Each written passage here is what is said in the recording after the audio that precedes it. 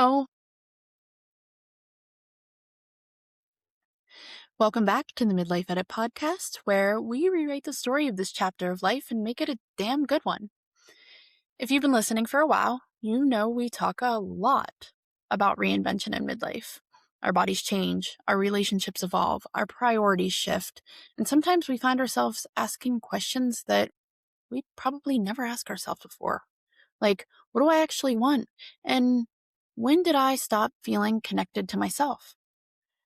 Today's conversation touches on a topic that I think so many of us feel as women, but we don't talk about, at least not often, and very rarely openly. Today we're talking about connection, intimacy, pleasure, and the permission to prioritize ourselves in ways that we may have been conditioned not to. Today I'm joined by Elana Auerbach. She is the pleasure coach and author of The Sure Thing, a book that explores how intentional rituals, communication, and removing pressure around intimacy can help people reconnect with themselves and their relationships. She created her work after spending more than a decade struggling with intimacy in her own relationship, and what I absolutely love about her approach is that it's not about performance or perfection, it's about curiosity and playfulness and emotional safety and learning how to reconnect with your own sense of desire and confidence. This conversation was thoughtful and honest, and honestly, very aligned with what we talk about here at the Midlife Edit. The idea that midlife isn't about losing parts of ourselves, it's about rediscovering them. So let's dive in.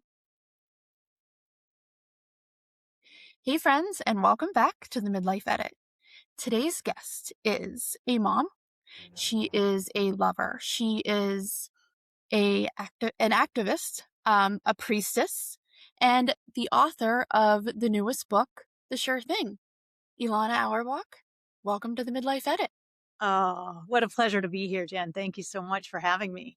Absolutely. I have been kind of prepping my audience on the interview today. So I just love to dive right in and start with your story.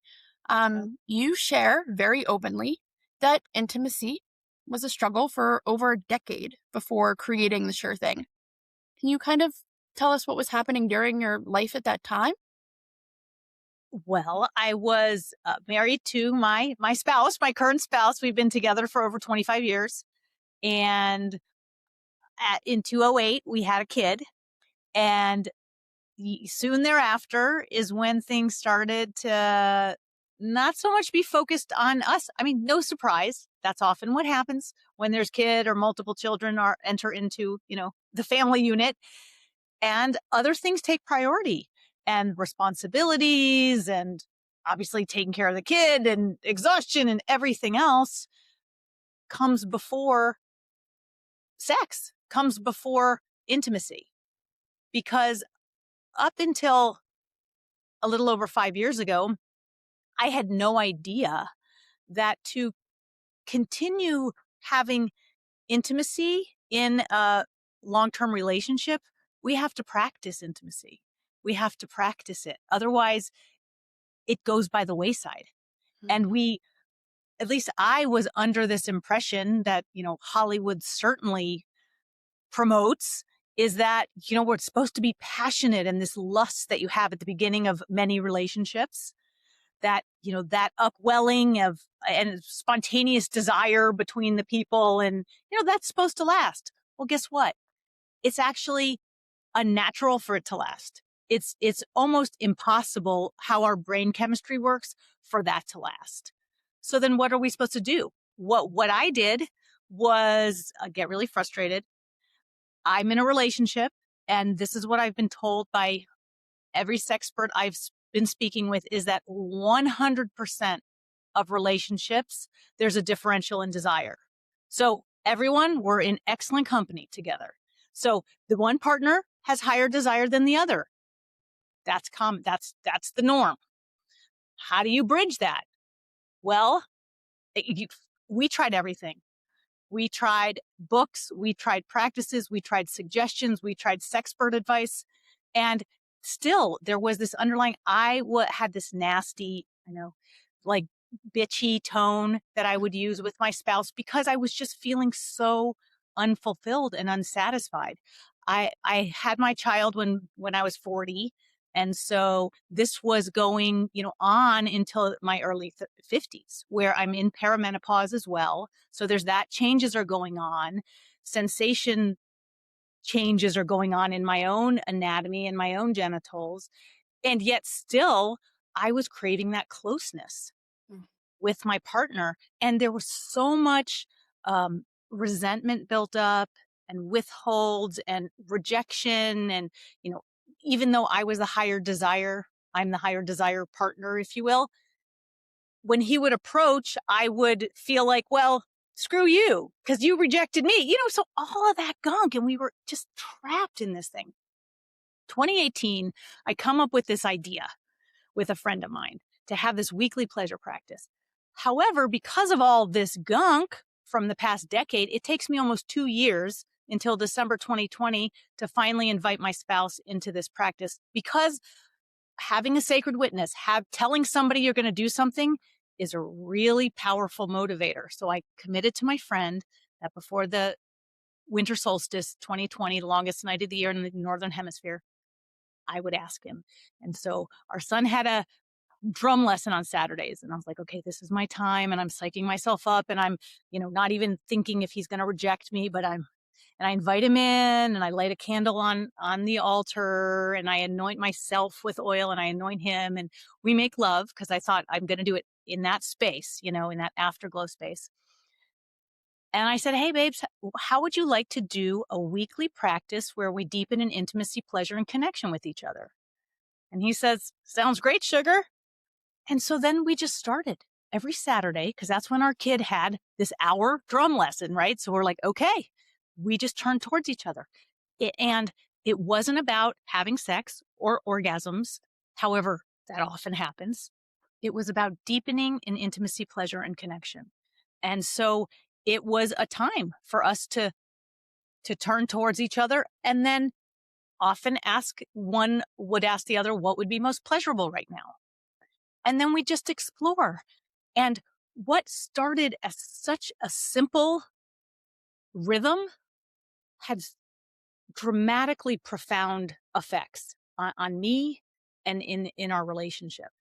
That all of that, like over a decade of the buildup of gunk and resentment, pretty much disappeared almost overnight, because now we have a structure. We have a rhythm. It's like this heartbeat that we know, okay, I don't need to wonder if we're going to, if we're not, if it's like we've got our time together and whatever we want to explore during that, our sure thing. And a sure thing can, like everything about the sure thing, it's completely up to you. It's totally personalizable from the intention, which you may like our intention, which I enjoy. That always, every time I say deepen in intimacy, pleasure, and connection, I'm like, heck yeah, I want that. So that's the thing, coming up with an intention, a dream, a wish that you want for your sensual self. Either you can practice alone, you can practice with a partner, but something that you want. And it's got to turn you on, because that will motivate you to then take the time, schedule your sure thing. It could be 10 minutes. It could be 5 hours. It will ebb and flow. It's all about fulfilling your intention with that time, that you're committing to cultivate closeness with yourself or with your partner. Committing and scheduling time. Like, I just want to reiterate those things for my audience, because we commit to how many things a week? We commit to doing all of the things for everybody else. Scheduling time to figure this out for yourself or with your partner is so important. And I always say, if it's on my calendar, I'm going to do it, right? So, like, even if your calendar's up here, we've got to make sure that we're doing that. When you said, and I'm going to go off topic a little bit, because I was trying to like really focus on what you were saying, but when you said that you told him that after you made love, I felt like a weight lifted off my chest, because that's a scary thing to talk about, right? And I kind of want to transition into the thing that when I was reading your work, you said the term conveyor belt is something that kind of really stuck with me, because you talk about living on this conveyor belt of expectations. So midlife is a time where we as women really start questioning that path, right? Because for so long we're we're doing the right thing. And then it's like, well, what about us? So, what do you think causes so many of us to lose that connection with ourselves? Maybe we never had it, but maybe it's something that we explored in our teens or early 20s and then kind of let it go. What do you think happened with that sensual part or emotional part of ourselves? I think we get conditioned into being the mom, being the wife, being the partner, being the whatever your profession is, that's what you need to be. And we need to be perfect at that. And we need to be perfect at all of, juggling all of these roles, because we can't just be, you know, an author or a podcaster. You have to also, be a mom, and you have to, volunteer at the school or in your local community, and be a great partner to whoever you're committed to. And so all of the things. And as women, I talk about the puritanical patriarchy that we are oppressed by, Mhm. even more so as women in this society, but it certainly oppresses men and all genders. And so I feel like we have been conditioned to take care of everybody else, make sure everybody else is handled. That's our responsibility. That's what we're taught. That's what we're told. We keep, we tend the hearth. We keep the family together. We keep things going. And so what happens is then we're last. Mhm. Our needs are last.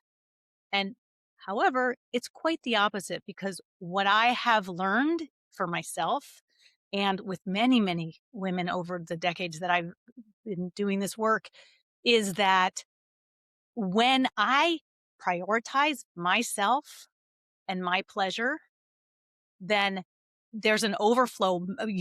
Feeding the feminine first is a practice that I've had for about 20 years. That is what's going to tend to me, which then I will have excess to give to everybody else. It is self-care. I Yeah. mean, I say it all the time. We have to fill ourselves up first before it's the airplane analogy, right? But this is part of it. And this is something that nobody talks about. And when I say nobody, I mean there's a very small part of society that talks about this or is comfortable talking about it. But then you have the other part of society where it's shameful to talk about, right?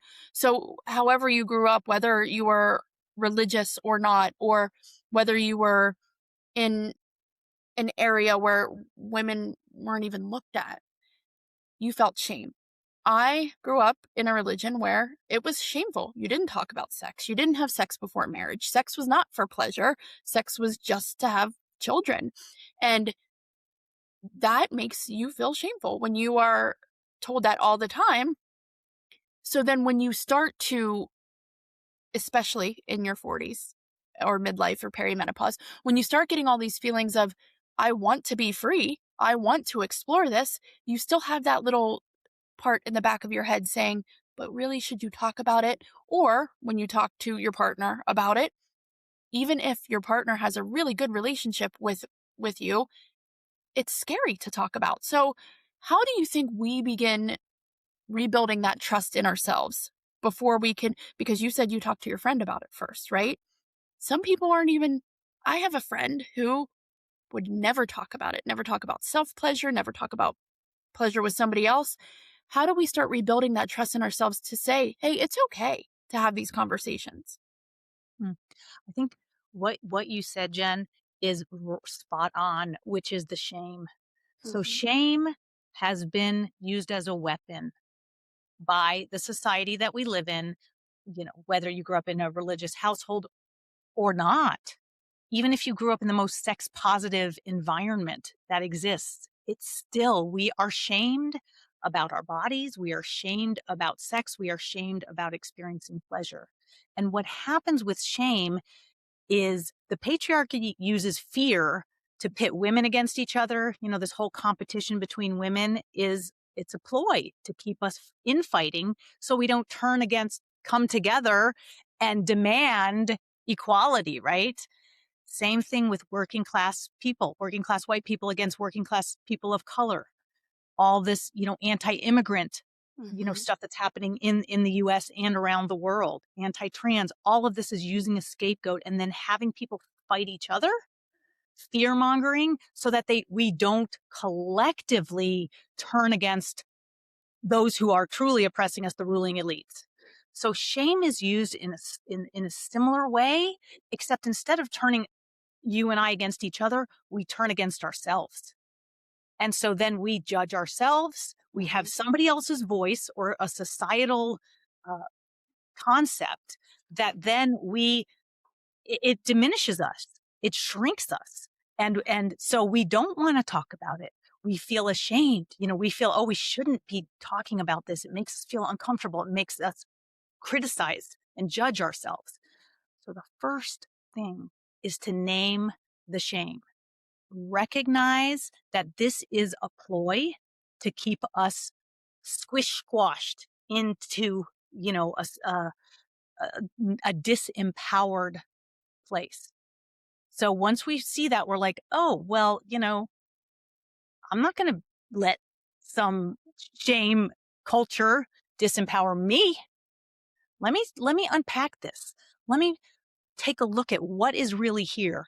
Whose voice is that? Was it it could be, like you said, with the priest or the minister or the rabbi or whoever was saying, or the imam, from your religious background. It could be a parent or an adult who found us, when we were pleasuring ourselves, which is totally normal when we're young children to like explore our bodies, and they were limited sensually, sexually, had a limited mindset about sex. And so then they shamed us. So it's their voice that we're now judging ourselves. So it's about taking the shame out and putting a light on it so that it's no longer in the shadows and no longer an impediment to our own fulfillment and to our own empowerment. And so that's one thing. And the second thing is recognizing that we are not taught intimacy. A lot of us are not taught, how to pleasure ourselves, how to know what we like, how to ask for what we want, how to even discern what it is we desire. So these are not things that are taught in our culture for a reason to keep us suppressed. Because this energy, in my experience, sexual, sensual energy, which the sex center is also the creative center, right? So it's like you open that channel, ooh, you got like a gush of what I believe to be the most potent energy on the planet. And so if we have all of these people, especially women, who are turning on to their own Shakti, to their own, sexual energy that is just naturally moving through our bodies, then that's going to threaten the patriarchy for sure, right? So it's like, no, just keep them ashamed, keep them down. That's the way we can control them. And we say, no, not anymore. Enough is enough. Yes. Yeah.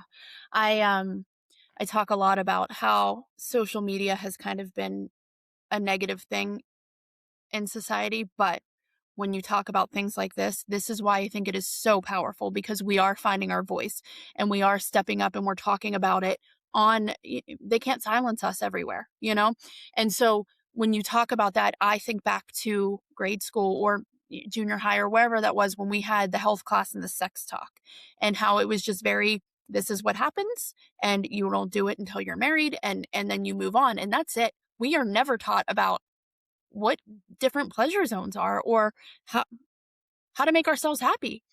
And you say something really, really powerful about women are 100% responsible for their own pleasure. And it really sounds empowering, but it also sounds really scary. So what does that actually mean in your practice and the teachings that you are talking about and working with women on? Mm-hmm. Yeah, I love that. Owning our own pleasure. And it's not just for women. It's for, all humans, is to be 100% responsible, because then there's nobody to blame. Like my partner, well, he didn't do it right, and he didn't, or she, or whatever, or they just don't know how to pleasure me, or they don't.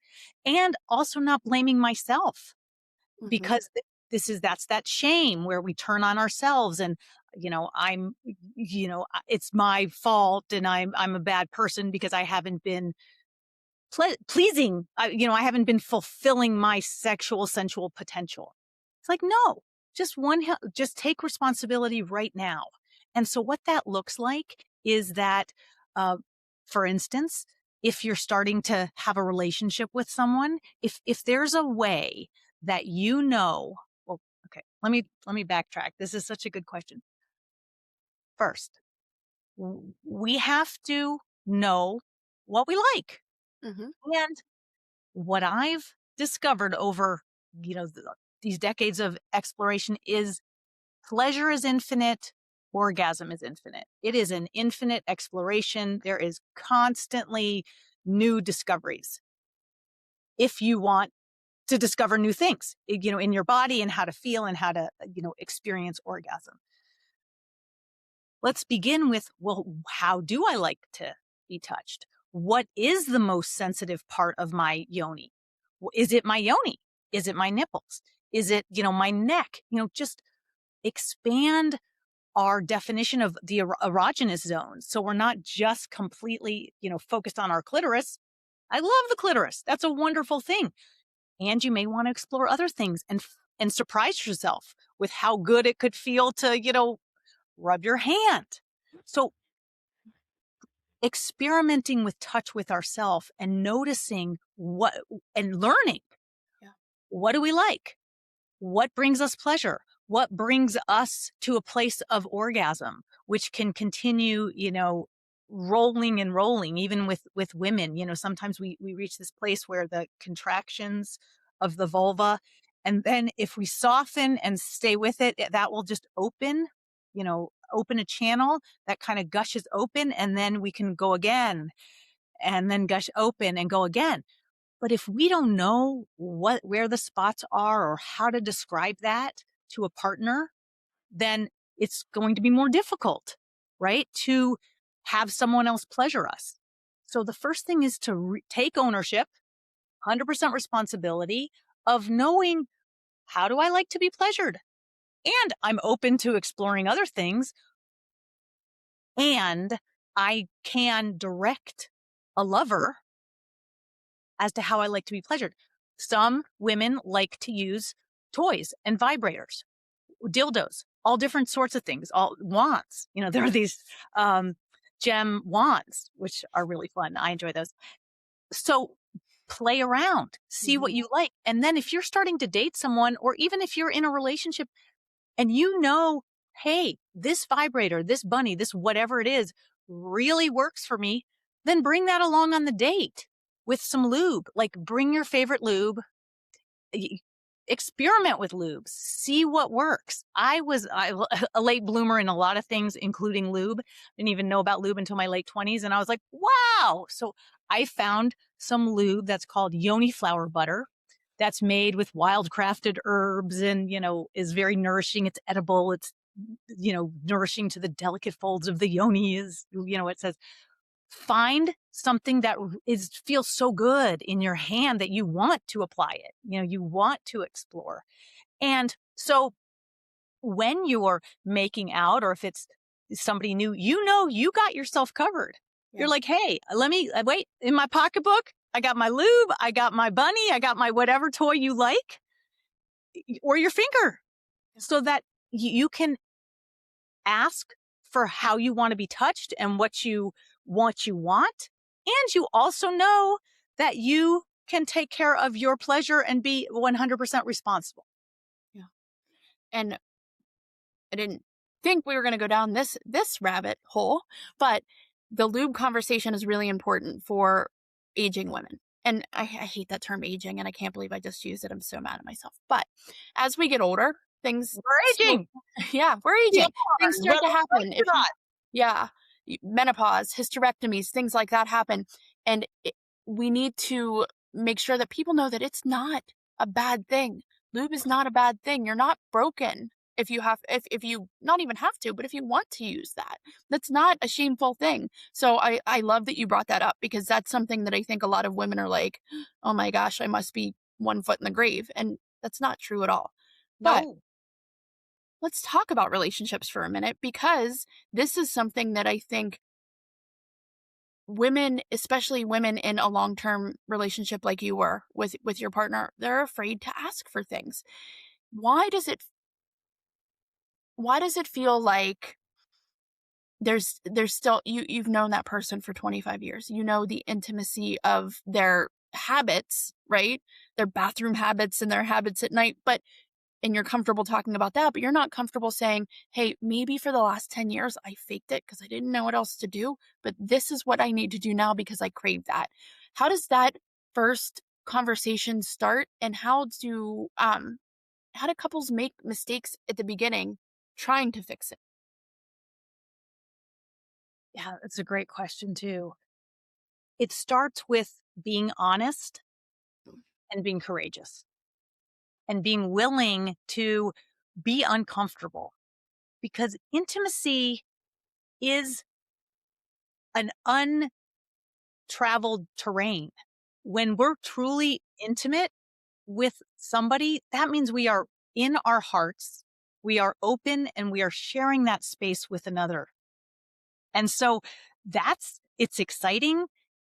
I like to say, the feeling of excitement and nervousness is similar, right? So I like to call it excitement, but it could be nervous, could say anxiety, but breathe into that. And it's okay. It's okay to be a little uncomfortable. We're traversing new terrain. And every time we're intimate, it's new terrain because it arises in the moment. That's the only place intimacy ever exists, is right here, right now. And so turn to your partner when you're in a place of, I did it after we made love because I knew I would be really in this, really heart-centered open space. You want to be in a place not where you're aggravated or frustrated or angry. You want to be in your heart, soft, and invite them into something. I wouldn't necessarily start, hey, I've been faking it for the last 10 years because I didn't really know what to do. But say, hey, whatever it is that you truly want, I really want more closeness with you. I really want to explore pleasure. I, you know, I heard about this book, The Sure Thing, and listened to Elana talk, and she's exploring all kinds of things. It kind of piqued my interest. I want to explore. What do you think about that? What are you interested? I, I like got chills because intimacy is so important to me. With my husband, we just talk about, like, it sounds so cliche, but that connection, that one connection, being one, makes it so much easier to have hard conversations later in the day or later in the week, because you know that person's your person, and you can experience everything on the spectrum with that. And that's just, you know, such a freeing feeling almost. Um, what what do people say doesn't work? Or, like, have they ever come to you and say, listen, I tried this, but it's not working. What do you think the holdup is there when they come to tell you that?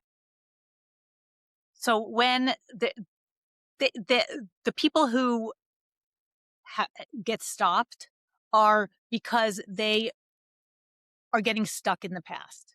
They're getting stuck in, well, I'm not really in the mood, or, bringing up stuff from the past. And so that's fine. And that's okay if people want to process stuff in the past, but do that with a therapist or do that somewhere else. That's not what the Sure Thing's about.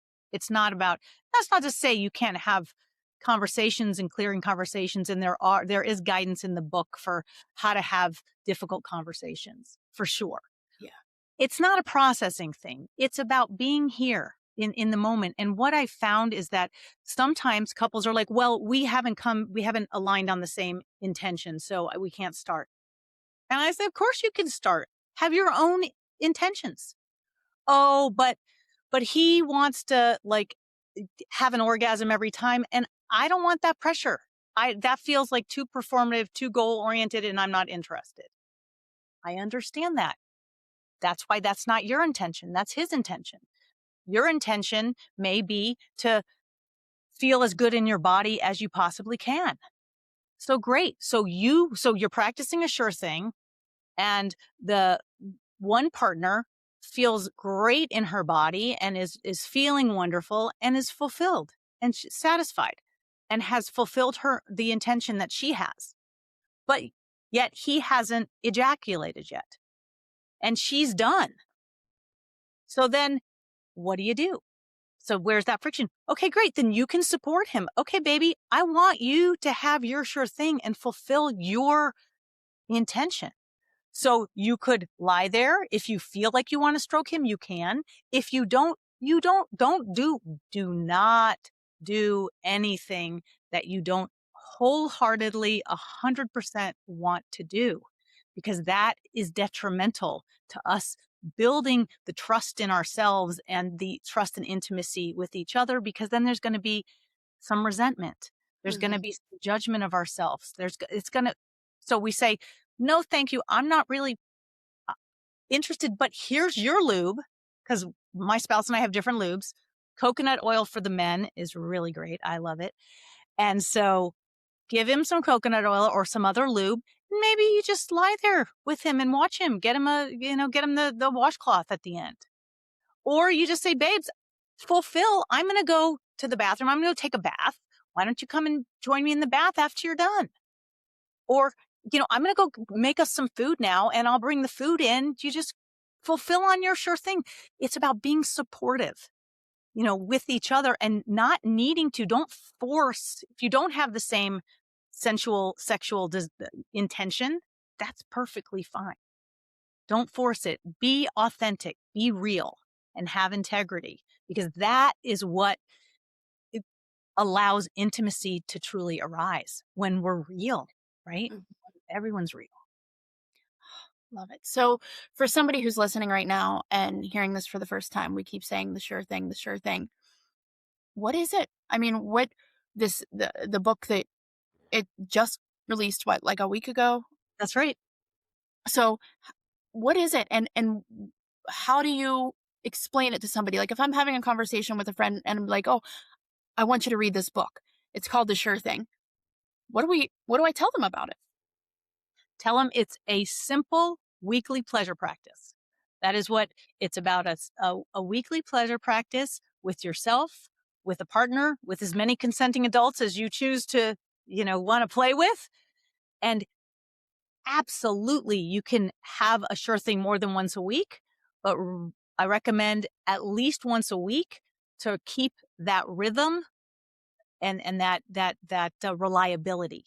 And that really settles the nervous system and kind of opens up, so much emotional and psychic space in our minds and bodies, knowing that we have this commitment. We have this commitment to self-pleasure, to self-love, whether we're practicing with ourselves or with a partner. And we have this time and it could be, like I said, 10 minutes, it could be 2 hours, it could be, and every sure thing is different.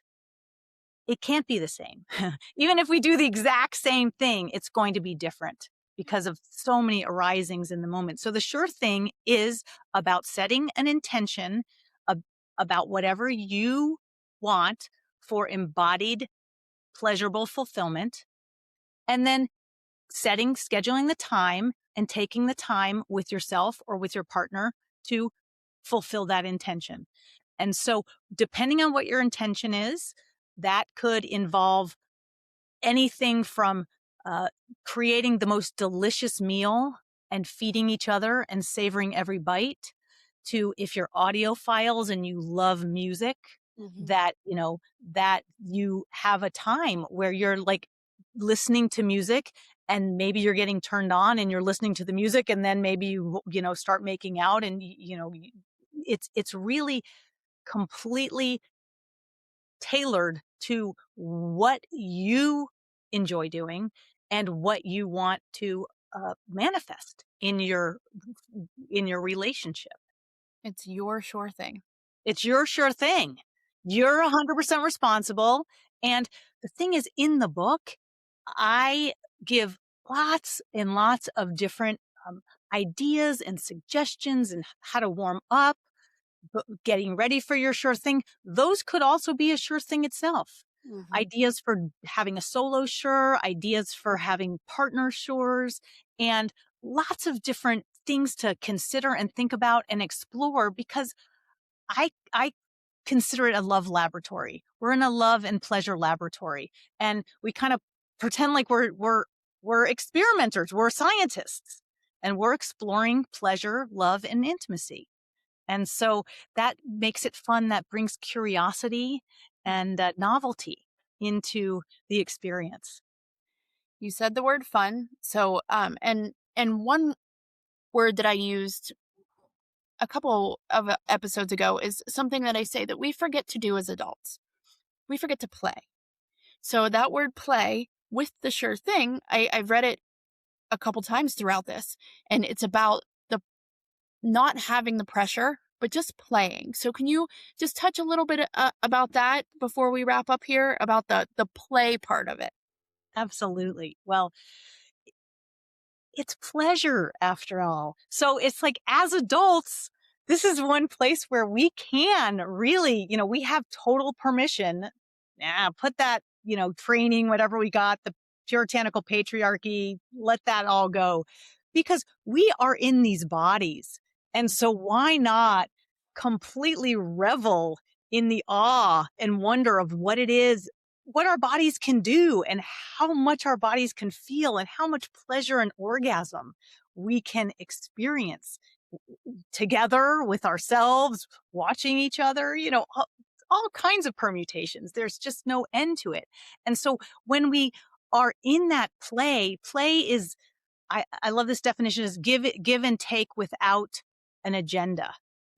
There's no goal. When you watch children play, they're not like, maybe they want to build the biggest tower that they can, but it's like, well, how are we going to do this? And how are we, so it's all about play and wonder. And so that's the same thing with the sure thing, is because you have your intention, and then it's, how do we want to explore this today? And it's only limited by your imagination. And because, like I said, the sexual sensual center, and I'm holding my belly, is the same as the creative center. Mm-hmm. What inevitably happens is, when we start to open and peel back, the veils and the curtains on our sensual expression, the creativity just comes pouring through. And so I've experienced this, and I've witnessed this in many of my clients, of finding these parts of ourselves and empowering parts of ourselves that we may not have known, or we barely knew. There's a part of each of us that I call our wild sensual self, or your inner lover. And so I like to name the parts of myself. It's all in the book. If you want to play this game of having our inner pantheon, the more we get to know parts of ourselves, it's easier if we name them, then we can identify them. So this part, I call her Vivacious Viv, came out when we started practicing our sure thing every week.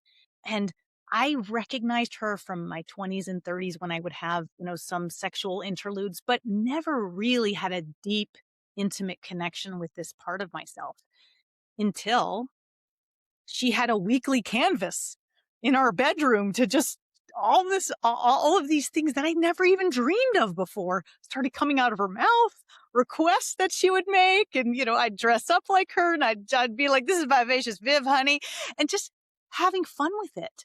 And so that is what so many of us have experienced through this practice of awakening this sense of play and curiosity and creativity, because it's all interwoven and repressed in so many of us, Mm-hmm. until we allow it to open and invite it to open. And when we invite in our sensual sexual selves to come forward, then inevitably what also comes forward is creativity and play.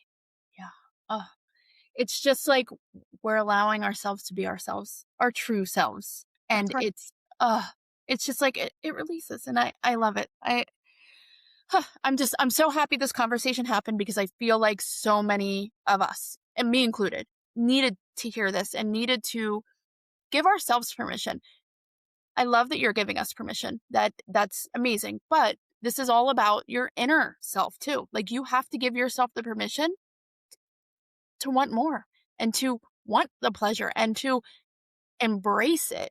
And that's the thing that I think the patriarchy and society tells us not to do. And guess what? It is 2026. This is time for us to speak up and speak out and stand up for ourselves. And I love that you are doing this so fiercely. And I'm so proud to have you on the show because it is just, it's empowering. It really is. I always like to leave my listeners with something tangible. So if a listener feels disconnected from herself right now, what's one small step that she can take this week to start this? Maybe she's still living in that shame. Maybe she's still afraid to say anything because of whatever reason, how she grew up or whatever. What's one small step that she's not going to, well, though that's not for me, but let's get you there. Yeah, one small step. Here's what I'd recommend. Put one hand on your heart, and you can even do that right now, and one hand on your belly. And just breathe. Take a few really deep, deep breaths. And breathing into your hands, like feeling your inhale expand into your hand and your heart, and the exhale deepen. And just feel how that feels. Just holding your heart and holding your belly. And so turning towards ourselves and doing small things like that. And there's lots of ideas, in the book, but those kinds of things, two hands on our heart, touching our face, looking in the mirror and appreciating something that you can genuinely appreciate about yourself. And notice if you start to, oh, my butt is blah, blah, blah, whatever. No. Okay. Thank you very much. One thing that I can authentically appreciate about myself right now. And so just begin to kind of open the channel of self-love, because it begins with loving ourselves. And the more unconditional love and acceptance we have for ourselves, the more that's going to flow into our relationships, into our families and communities and so forth. I love it. I love it so much. So it, it I talk about music, and I love that you talked about music. So I just want to ask this one last question before we get into where we can find you and buy your book. If Rediscovering Pleasure had a soundtrack for you, what would it sound like? What's your vibe? What do you like? Me, well, I do have, we did put together a Sure Thing playlist that we continue to add to. So you can get that as well, in the book. I love Janelle Monáe. I love funky. And we also like Air. We started listening to Air back 25 years ago when we first got together. So there's something that, just turns me on. But I like funky. I like groove. I like Black women singers. Yeah. That they get Soulful. me going. I like it. Yes. That's so great. What about you? Well, I'm a huge Dave Matthews fan, and I married a man who is also, he's now a huge Dave Matthews fan. He liked him before, but Dave Matthews, a lot of his songs are about intimacy and love and just being who you are with the person that you're with. And it's just, but I listen to everything. So I love it all. I love it all. So please tell my listeners where they can find you, where they can buy your book, where we can follow you. I'm going to put everything in the show notes, but let's hear it out of your mouth. Let's hear it straight from you. Join me at surethingexperiment.com. That's where you can get the book. You can give me your email address, and there's going to be lots and lots of offerings and inspirations. So for you to stay in the loop, come to surethingexperiment.com. You can get the book on Amazon. You can get it at Barnes and Noble. It's available on Apple. I really recommend, I know a lot of people are into ebooks. I really recommend having the tangible. It's, it's a playbook. There's journaling. It's gorgeous. I hired a young artist here where I live, to make these beautiful artwork in here. So that you can only get on Amazon right now, the paperback book. And I'm on Instagram, Elana Auerbach, and also Facebook. Elana, thank you so much for this conversation. And thank you so much for your voice and doing the things that you're, this and beyond, because I followed you everywhere. And keep fighting the good fight. I really appreciate you being here. And I Good. look forward to seeing all of the things that are going to come in my inbox. So make sure you go buy her book because it's going to change your life. Thank you so much, and we'll talk to you soon. Thank you.